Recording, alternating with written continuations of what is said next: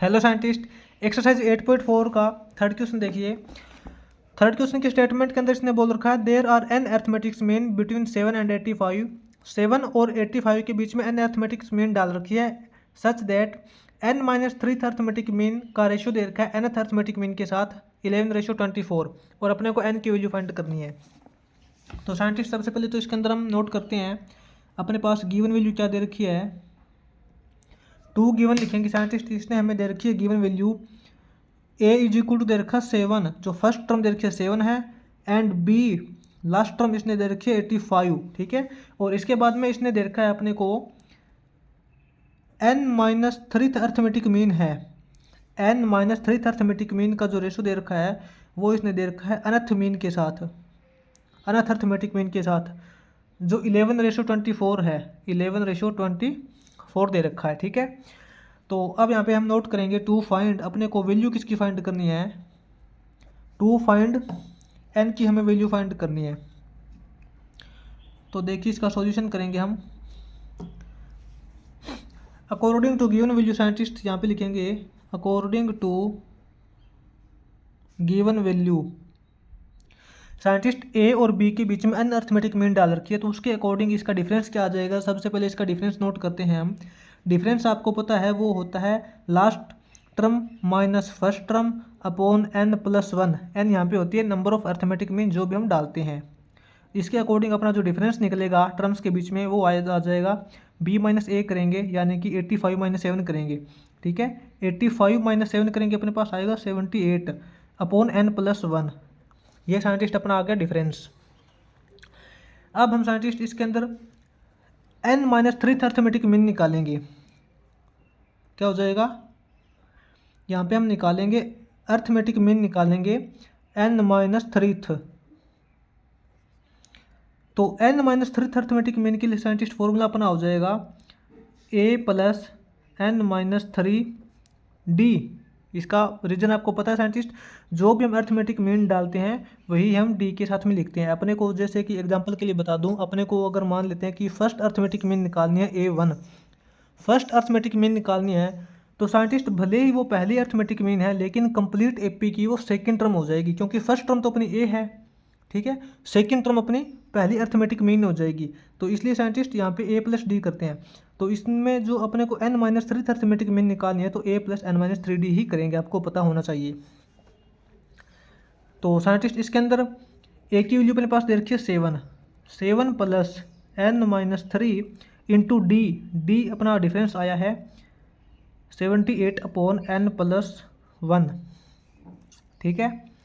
तो इसका scientist N minus three arithmetic mean क्या हो जाएगी टोटल, अगर ओवरऑल देखेंगे तो यहाँ से हम देखिए एन प्लस 1 एलसीएम आ जाएगा अपना एन प्लस 1 तो एलसीएम आ गया, ये 7/1 है। तो इसके साथ में मल्टीप्लाई करेंगे, ये अपने पास ये हो जाएगा 7n प्लस 7 हो जाएगा, ठीक है। प्लस के अंदर ये सेम टर्म आ जाएगी 78 इंटू एन माइनस थ्री। ये साइंटिस्ट इसकी हो जाएगी N minus three arithmetic mean.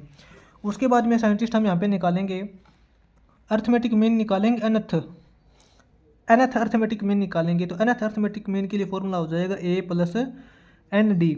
ए की value 7 plus N D, D difference अपना है 78 अपॉन एन प्लस 1, ठीक है। इसी प्रकार साइंटिस्ट यहाँ पे हम लेंगे एन प्लस 1 तो अपना एलसीएम हो जाएगा, एन प्लस 1 एलसीएम हो जाएगा, तो यहाँ पे अपने पास इसकी मल्टीप्लाई करेंगे 7n प्लस 7 हो जाएगा, प्लस के अंदर 78n हो जाएगा 78n, ठीक है। तो साइंटिस्ट इसके अंदर देखिए अकॉर्डिंग टू क्वेश्चन इसने अपने को क्या दे रखा है, अकॉर्डिंग टू गिवन कंडीशन। अपने पास गिवन कंडीशन ये है कि ए माइनस थ्री अर्थमेटिक मीन और अनथ अर्थमेटिक मीन का जो रेशो दे रखा है वो 11:24 है।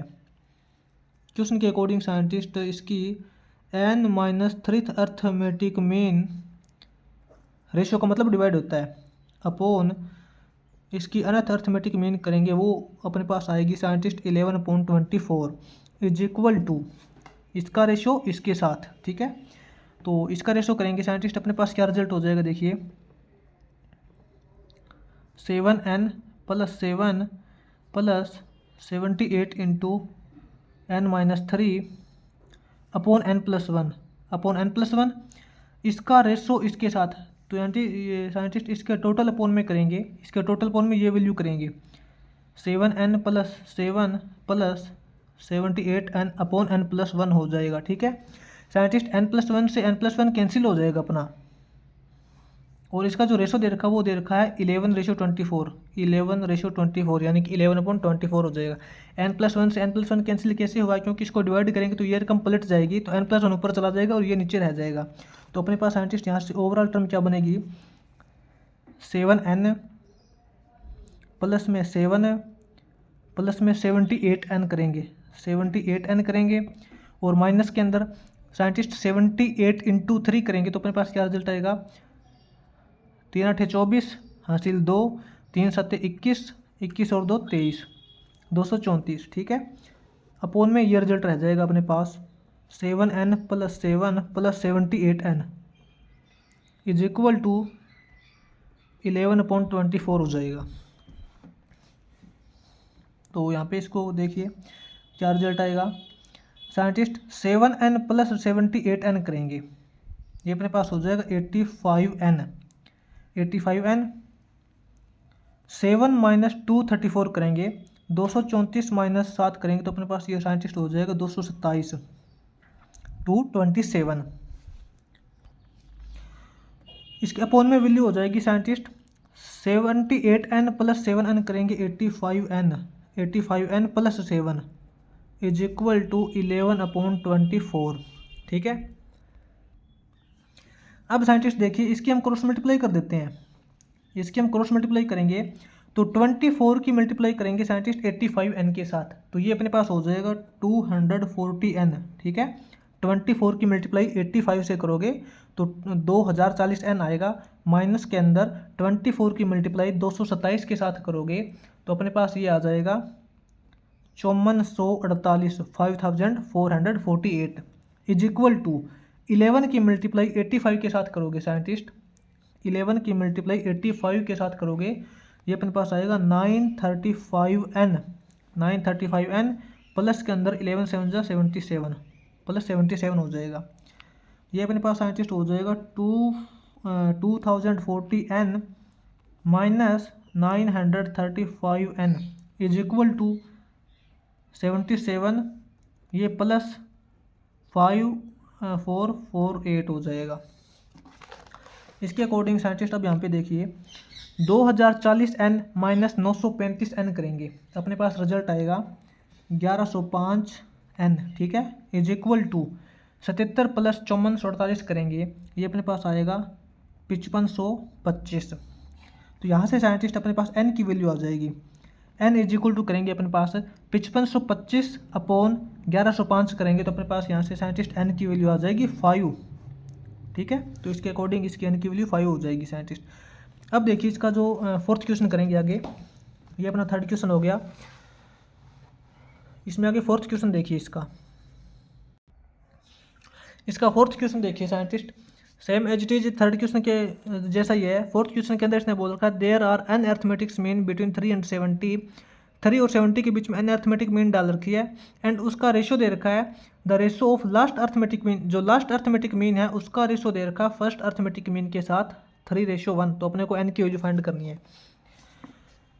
साइंटिस्ट। इसके अंदर फोर्थ क्वेश्चन के अंदर यहाँ पे नोट करेंगे टू गिवन, अपने पास जो गिवन वैल्यू क्या दे रखी है साइंटिस्ट, गिवन वैल्यू इसके अकॉर्डिंग साइंटिस्ट इसने हमें फर्स्ट टर्म दे रखी है a इज इक्वल टू 3 दे रखी है। ठीक है एंड इसकी लास्ट टर्म दे रखी है b इज इक्वल टू 17 और इसने हमें रेशो दे रखा है साइंटिस्ट, इसने बोल रखा है यहाँ पे, इसको समझिए क्वेश्चन को, रेशो इसने दे रखा है last arithmetic mean, last arithmetic mean का मतलब एन अर्थमेटिक मीन। ठीक है इसने एन अर्थमेटिक मीन डाल रखी है तो इसका मतलब लास्ट अर्थमेटिक मीन तो एन हो जाएगी। एन अर्थमेटिक मीन का इसने रेशियो दे रखा है फर्स्ट अर्थमेटिक मीन के साथ, फर्स्ट अर्थमेटिक मीन यानी कि A1, और ये जो रेशियो है साइंटिस्ट वो है अपना 3:1। तो अपने को यहाँ पे साइंटिस्ट क्या फाइंड करना है, यहाँ पे नोट करेंगे टू फाइंड, अपने को यहाँ पे वैल्यू फाइंड करनी है n, इसमें हमें n वैल्यू फाइंड करनी है कि इसके अंदर कितनी अर्थमेटिक मीन है। तो देखिए साइंटिस्ट, इसका हम सॉल्यूशन करेंगे। ए और बी के बीच में साइंटिस्ट कितने भी अर्थमेटिक मीन डाल रखी हो चाहे, सबसे पहले तो हमें उसका डिफरेंस निकालना होता है कि उसका डिफरेंस कितना आएगा। तो यहाँ पे साइंटिस्ट डायरेक्ट हम डिफरेंस निकालते हैं। डी अपना होता है B minus A upon N plus one, ठीक है। Last arithmetic mean minus first last term of A P minus first term of A P upon N plus one is equal to, ये हो जाएगा scientist अपने पास 14 upon N plus one, ठीक है। अपना ये जो डिफरेंस आएगा 14 अपॉन एन प्लस वन आ जाएगा। अब देखिए साइंटिस्ट, इसके अंदर हम सबसे पहले तो अनथ अर्थमेटिक मीन निकालते हैं।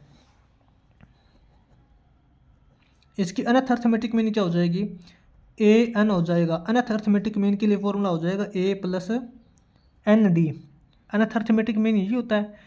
अनथ अर्थमेटिक मीन इसका हो जाएगा ए यानी कि 3 प्लस एन डी, डी की वैल्यू है 14 अपॉन एन प्लस वन, ठीक है। तो साइंटिस्ट यहाँ पे n प्लस वन हम एलसीएम ले लेंगे। n प्लस वन एलसीएम ले लिया तो यहाँ पे ये हो जाएगा 3n प्लस थ्री की मल्टीप्लाई इसके साथ में करेंगे, प्लस के अंदर 14n हो जाएगा 14n। तो ये साइंटिस्ट इसकी हो जाएगी अनथ अर्थमेटिक मीन। अब साइंटिस्ट इसकी रेशियो दे रखा फर्स्ट अर्थमेटिक मीन के साथ, इसकी फर्स्ट अर्थमेटिक मीन निकालेंगे। तो साइंटिस्ट फर्स्ट अर्थमेटिक मीन के लिए फॉर्मूला होता है ए प्लस वन डी।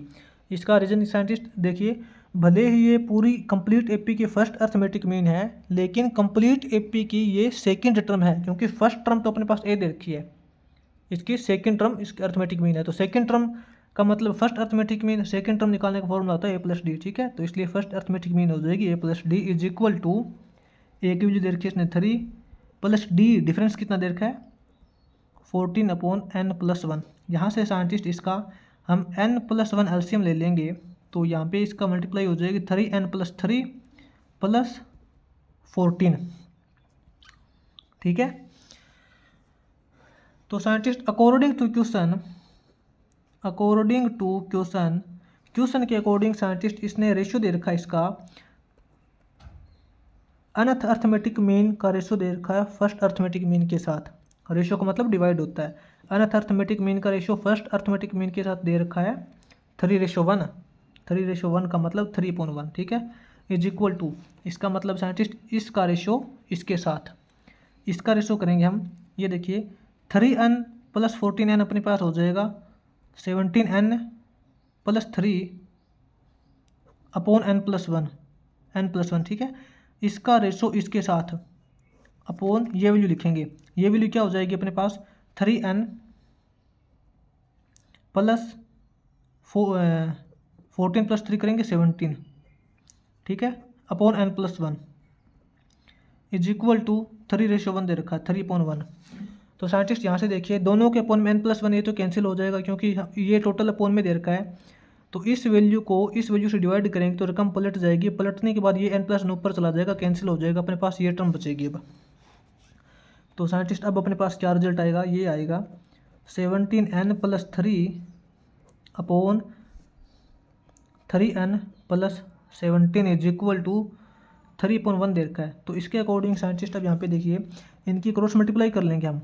इसकी क्रॉस मल्टीप्लाई करेंगे तो क्या हो जाएगा, 1 के साथ करेंगे इसकी मल्टीप्लाई तो ये हो जाएगा अपने पास 17n प्लस 3 हो जाएगा इज इक्वल टू 3 की मल्टीप्लाई करेंगे इसके साथ में, ये हो जाएगा 3 3 जा 9n प्लस में 73 जा करेंगे 51 हो जाएगा। तो इसके अकॉर्डिंग साइंटिस्ट अपने पास हो जाएगा 17n minus 9n is equal to 51 minus 3 हो जाएगा। तो साइंटिस्ट 17n माइनस 3n करेंगे 8n आएगा, ठीक है, 8n हो जाएगा इज इक्वल टू 51 माइनस 3 करेंगे ये 48 हो जाएगा।